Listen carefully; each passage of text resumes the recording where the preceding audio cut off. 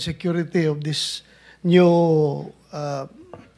witness at si Master Sergeant Orly Gutesa. Matanong ko lang si Orly, may baril ka ba? Yes, Your Honor. May service firearms po ako. Meron ka? Yes, Your Honor. May permit to carry yan? Yes, Your Honor. Very good. So you can defend yourself pag merong interesado sa buhay mo? Yes, Your Honor. At hindi ko na kailangan yung witness protection, Your Honor. Kaya kong sarili ko. Oh, yan ang Marines. Yan ang Marines. Paano yung meron kami ritong motion sana na koberan ka ng protective custody ng Senate. Baka makatulong sa'yo. Okay lang ba o ayaw mo rin yun? Ayaw ko rin, Your Honor. At ayaw ko nang maka-istorbo pa ng iba, Your Honor. Marines! Talagang kaya mong proteksyonan ang sarili mo? Yes, Your Honor. At may mga tropa naman ako na kayang dumipisa sa akin, Your Honor. Alam mo, Mr. Chair, Yes. yung branch of service ko talaga noon, hindi pa ako nakabunot ng Philippine Constabulary. Philippine Marines ako. Ganyan po katapang yung mga Marines. Kaya, Gusto mo pala pumunta ng Marines? kaso pagbunot ko, Philippine Constabulary na bunot ko, kaya PC ako. Naging PNP. Ba't di mo sinuli tapos bumunot ka uli? Sabi nila, yan ang kapalaran mo, huwag mong baguhin. Mr. Diskaya, doon sa yung mga salaysay o isinalaysay, nagbanggit ka ng 17 congressmen. At doon ay sinabi mo na meron nga silang nababahagi sa pamagitan ng porsyento na ibinabalik sa kanila. Iba-iba nga lang, merong 20 hanggang 30. Tama? Yes po, Your Honor.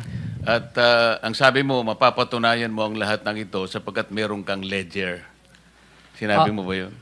Yes po, Your Honor. At ngayon, masasabi mo uli na bawat isa sa mga binanggit mong 17 congressmen ay makakapagpatunay ka sa pamagitan ng ledger na yung isinalaysay mong nakuha nilang bahagi, sabihin na nating payoff, ay talagang mapapatibayan mo sa mga internal ledgers na maaring mai-produce mo kung sakasakaling ito ay hihingin sa'yo ng komite.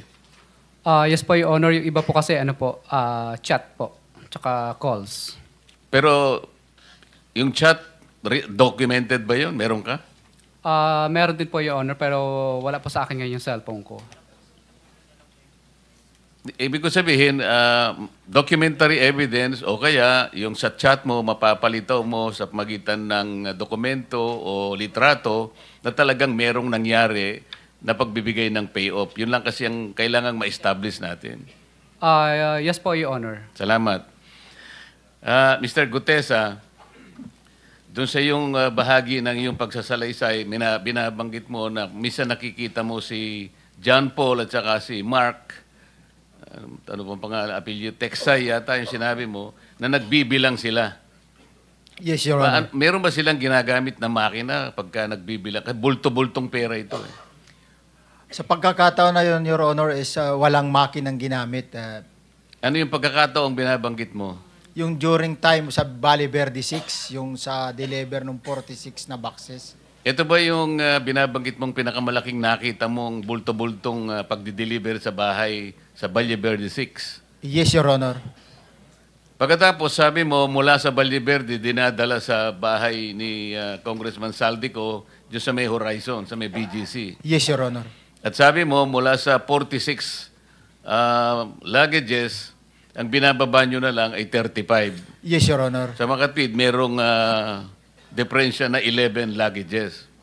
Yes, Your Honor. Paano nyo, hindi ba kayo nagtatanong, teka muna, ang ipinanhik natin 46, bakit 35 na lang? Baka mamaya hanapin sa atin to. Di ba kayo nag-uusap-usap magkakasama?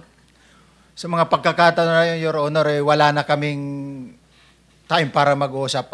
Ang sinusunod lang namin, pag tumawag na nasa lulod lang kami ng mga luggage na yung sasakyan, then pag natapos, proceed na kami doon sa pagde-deliver, Your Honor. Oo nga, ibig ko sabihin, hindi kayo nagtataka. Ang ipinanhik natin, ang dinala natin 46, bakit 35 na lang? Baka tayo hanapan. Hindi na namin na alam yun, Your Honor. Wala na kaming idea kung anong nangyari Ang ibig sa mo taas. sabihin, kung ano lang yung dadalhin nyo, nagkakasya na lang kayo doon. Yes, Your Honor. Senator Marcolita, kunti lang. Mr. Chair, yung binabanggit palagi na John Mark at saka sino isa? Dalawa? Tao ni Saldico? John Paul, John Paul and- Estrada and Mark Tiksay. Mark, Tiksay, Your Honor. may move that they can be, they will be invited for the next hearing, Take Mr. Chair? note, Committee Secretary. Wala pa yung dalawa. Wala pa. Thank you, Mr. Chair. Thank you. Mr. Chair, Yes, with the request. indulgence of... With the indulgence of Senator Marcoleta, request lang po sa Chair, brief. Salamat, Mr. Chair, Senator Marcoleta. Kung pwede pong hilingin na i-direct nung Chair na sina Curly at Sara Diskaya ay i-submit yung listahan ng mga national flood control projects nila mula 2016 hanggang 2022. Kung maaari po, Mr. Chair. So ordered, Salamat Committee po, Mr. Secretary. Chair. Go ahead, Senator Marcoleta. Continue. Thank you. Mr. Gutesa, doon din sa salaysay mo, may binabanggit kang 3 lugar na kung saan ay dinadala yung bahagi ni former Speaker Martin Romualdez mula doon sa bahay ni Zaldico. Pwede mo bang i-describe para lang malaman namin? Kasi talaga namang nagpupunta ka ron. Kahit papano, i-describe mo yung 3 lugar. Paano? Based on my experience during that time, Your Honor, ang napag-deliveran ko is yung 42. Dito sa may 42 Forbes. Ang gate niya kulay green. Din yung bakod nung yung bakod niya is parang kinakapitan na ng mga damo na kumakapit sa semento. Din pagpasok namin doon sa loob, maraming puno ng kahoy, mangga, sari-saring puno nung nasa loob. Parang mayroon doong maliit na ubal. Doon kami nag-i-stay pa during time na ibinababa na namin yung mga luggages na yon. Then, Walang sumasalubong sa inyo kahit sino. Dahil maring kilala mo na rin yung sa pagdi-deliver mo. Para lang malaman namin na kapanipaniwala talaga. may sumasalubong pero ang nakakakilala, Your Honor, is yung si Paul lang. Kasi siya lang yung may direct contact at siya rin ang nagpapa-open ng gate kapag malapit na kami doon sa bahay.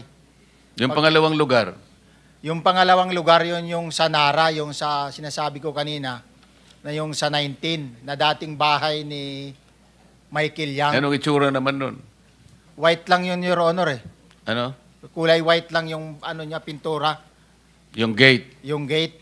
O bukod sa gate, ano yung napansin mo? So, malapad siya, Your Honor, tapos maluwang siya. Yun lang naman yung ano ko doon. Kasi pag mga ganon, ang mission lang namin is ibaba yung malita. Pag naibaba, extra gate na. Wala nang ibang ano. Ganon at ganon ang nangyayari kapag may dinideliver kayong basura. At yung pangatlo nga, yung Sen- sinasabi mo sa... Senator Marcoleta, may batin.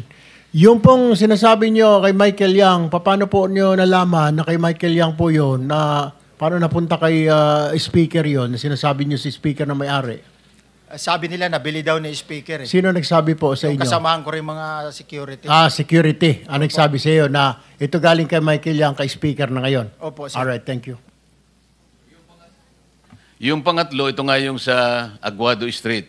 Aguado. Pero hindi na po ako ang nakapag-deliver dyan. Yung mga tropa ko rin na duty, kung sinong duty, at the time ng delivery dyan. Paano mo nalalaman na ginagamit yung pangatlong lugar na yon? Kasi sila rin po, based doon po sa group chat, namomonitor po namin yung movement eh. Kasi pag nagsabi na, yung duty basura, proceed na, may deliver tayo.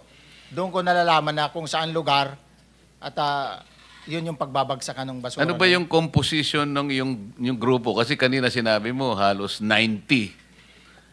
Pwede mo sabihin sa amin, pare-pareho ba kayong Marines? Ano ba yung ibang serbisyo na kinabibilangan nila? Bali yung troops disposition namin, Your Honor, mayroon dalawang klase po kasi. EEC, which is Elizaldico, yun yung intended na security sa kanya. Meron ding MRC, which is yun sa family. Dito sa EEC, ang dati dyan during the time, mayroong 10 Coast Guard with officer, 10 SAP with officer, saka mayroong 6 na PSPG with officer. Yan yung composition. Din ang all the rest na security noon is tulad namin mga retire na, tapos yung iba, yung discharge na tropa din ang nakadetail doon sa kanya. Itong pagbibigay mo ng salaysay sa kapulungan ito,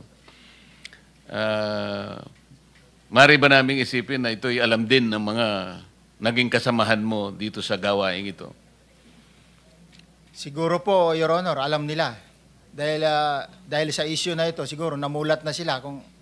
Hindi, bago ka lumabas para magbigay ng salaysay, Hindi po nila, nakapag-usap-usap ba kayo tungkol dito? hindi po nila alam, Your Honor. Nagulat na lang sila nung nakita nila ako sa TV, Your Honor. May kumontak ba sa'yo? So far, Your Honor, wala na, Your Honor. Ano yung wala na? Wala nang kumukontak sa akin doon sa mga dati kong kasama sa trabaho, Your Honor. Dahil sa paglalahad mo. Siguro, Your Honor, hindi ko alam kung ano yung... Teka muna, Mr. Senator Marcoleta, hindi ka na kinokontak ng mga kasamahan mo. Sa ngayon, Your Honor, wala na. Paano mo nalaman na hindi ka na kinokontak, hindi mo na sila makontak, ngayon ka lang lumabas dito? Bakit? Kwento mo sa kanila na lalabas ka rito at magte-testify ka? No, Your Honor. O paano nila sabi mo na ayaw ka nang kausapin dahil maglalahad ka rito? Kasi hindi na po sila nag-ano sa cellphone ko dati kasi Kailan ka nag-text sa kanila o tumawag? wala na po akong tawag sa kanila, Your Honor. Kasi O kaya paano mo nalaman na hindi mo sila makontak o hindi ka tatawag?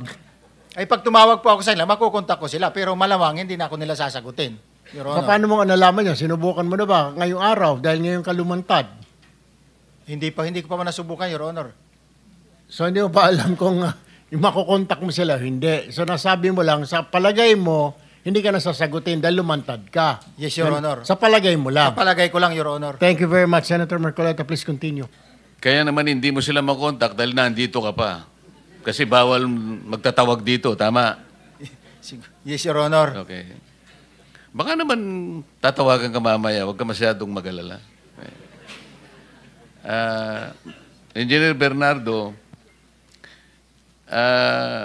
kasi nung makita ko nga yung sumbong sa Pangulo na ang ginawang basihan ay yung MYPS, alam ko kasing merong PCMA.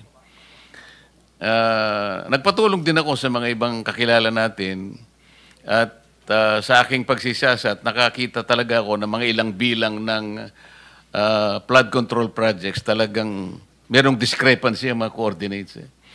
Merong isa na 67 meters doon sa map, yung length niya. Meron namang 150, merong 445.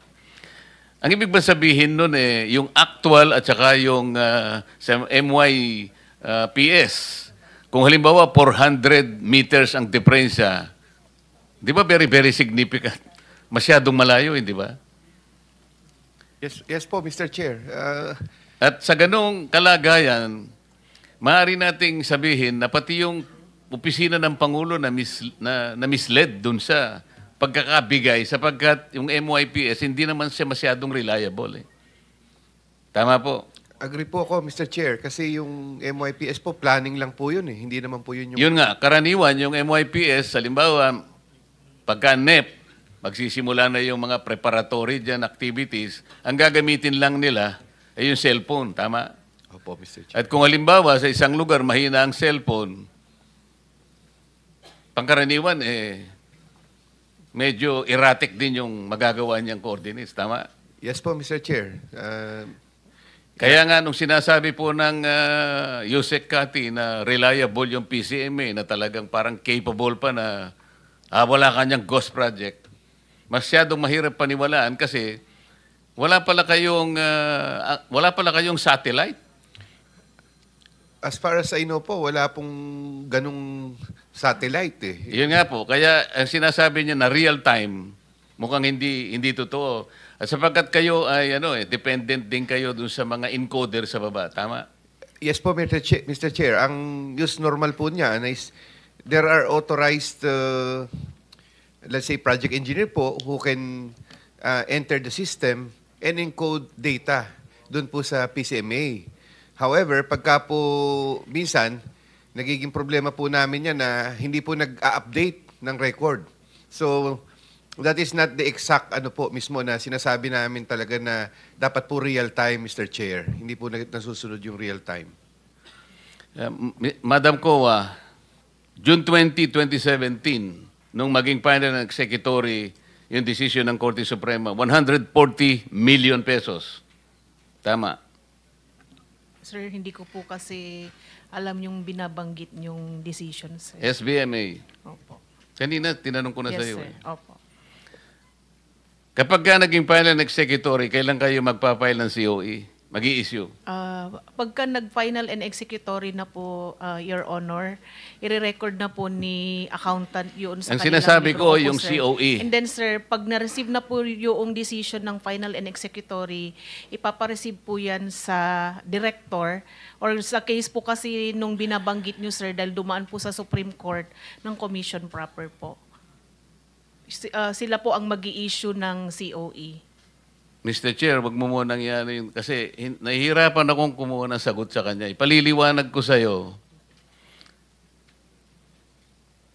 Pagka-render ng decision, file and executory, ang sinasabi ko sa'yo, under Section 23.2 to 23.3 ng Circular 2009-006, kailan kayo mag-i-issue ng COE? Yun ang tanong. Tama po, sir. Kailan nga? Sir, pagka na-receive na po yung kopya ng Notice of Final and Executory or Notice of Finality of Disallowance, sorry po. Kaya yung NFD po, pag na-receive na po yan ni management, bibigay po ni auditor yung isang receiving copy, let's say sa case po kasi namin, sir, pag auditor lang po yung nag-issue ng NFD, isasubmit niya po yan kay Hindi ko director tinatanong po niya. sa iyo kung kailan isasubmit ang lahat Hindi, ng sir, kasi requisites. ganun Ang po yung tinatanong ko sa iyo proseso. kanina, alam mo, paikot-ikot Opo. ka eh. Sige po. Ano ang time frame bago kayo mag-issue ng COE? Sir, upon receipt po noong NFD, yung Notice of Finality of Decision, may kopya po yun si auditor ng receiving file. Ibibigay po niya yon sa ating commission proper kasi po dumaan po ito Mr. sa Chair, Supreme Court. pakitulungan mo nga Opo. ako. Tinatanong ko lang, naiintindihan mo ba Opo, yung sir. tanong? Opo, naiintindihan. Ilang araw bago i-issue mo yung COE? Alam mo ba kung ano yung COE? Yes po, COA Order of Execution Anong po. sinasabi ng batas? Sir, ang Ilang araw? 15 days po. Mali ka na naman eh. 5 days. Dito sa kasong ito, kailan yung in-issue ang COE? Sir, wala po akong knowledge po dyan sa yan ang problema binabanggit natin. niyo po. 4 na taon bago nyo in-issue ang COE. Kaya yung kaninang pinag-uusapan natin, Mr. Chair, kaya medyo... Sir, gusto ko lang Before po you answer that, i-clarify, sir. COA, Opo. that will be your last question, Yes po. Senator Sorry po. Marcoleta. Sir, Go ahead. i-clarify ko lang po. Yung SBMA po kasi na sinasabi ni Senator Marcoleta, sir, ibang auditor po kasi ang may hawak doon. Ako po ay nag-audit po sa ngayon ng DPWH. Kaya po yung ikaw nga ang background pinadala po- rito para sumagot ka sa COA eh. Pagkatapos sasabihin mo naman, hindi. Sinabi ko bang ikaw ang auditor? Hindi naman po, sir. Pero as per information po, wala Hindi po bali akong na. detalye. Salamat po, Alright. Mr. Chair. Thank you. Senator Pangilinan, it's your turn. Yes, thank you. Thank you. Thank you. Thank you, Mr. Chair. Salamat. Senator Pangilinan. Go ahead, Senator De La Rosa. Bago magkakalimutan, Mr. Chair, I'm just concerned about the safety and security of this new witness at si Master Sergeant Orly Gutesa. Matanong ko lang si Orly, may baril ka ba? Yes, Your Honor, may service firearms po ako. Meron ka? Yes, Your Honor. May permit to carry yan? Yes, Your Honor. Very good. So you can defend yourself pag merong interesado sa buhay mo. Yes, Your Honor, at hindi ko na kailangan yung witness protection, Your Honor. Kaya ko sarili ko. Yan ang Marines. Yan ang Marines. Paano yung meron kami ritong motion sana na koberan ka ng protective custody ng Senate. Baka makatulong sa'yo. Okay lang ba o ayaw mo rin yun? Ayaw ko rin, Your Honor, at ayaw ko nang maka-istorbo pa ng ibang Uwa! tao, Your Honor. Marines! Talagang Marines! kaya mong proteksyonan ang sarili mo. Yes, Your Honor. O, sige. At may mga tropa naman ako na kayang dumipisa sa akin, Your Honor. Alam mo, Mr. Chair, Yes. yung branch of service ko talaga noon, hindi pa ako nakabunot ng Philippine Constabulary. Philippine Marines ako. Ganyan po katapang yung mga Marines. Kaya, Gusto mo pala pumunta ng Marines. kaso pagbunot ko, Philippine Constabulary na bunot ko, kaya PC ako. Naging PNP. Ba't di mo sinuli tapos bumunot ka uli? Sabi nila, yan ang kapalaran mo, huwag mong baguhin. So anyway, Mr. Orly Gutesa, ayaw mo magpa sa ilalim sa USA, protective custody. Yes, Your Honor. Kaya ko ng malinaw sarili ko, Your Honor. Okay. Mr. Chairman, Ay, go ahead. with siguro, kung magbagong isip mo, please let us know right away. Dahil hindi mo alam, baka may mga developments pagkatapos ng hearing na ito. Basta we are ready to accept your protective custody, the Senate. Right. Thank you, Senator Pangilinan.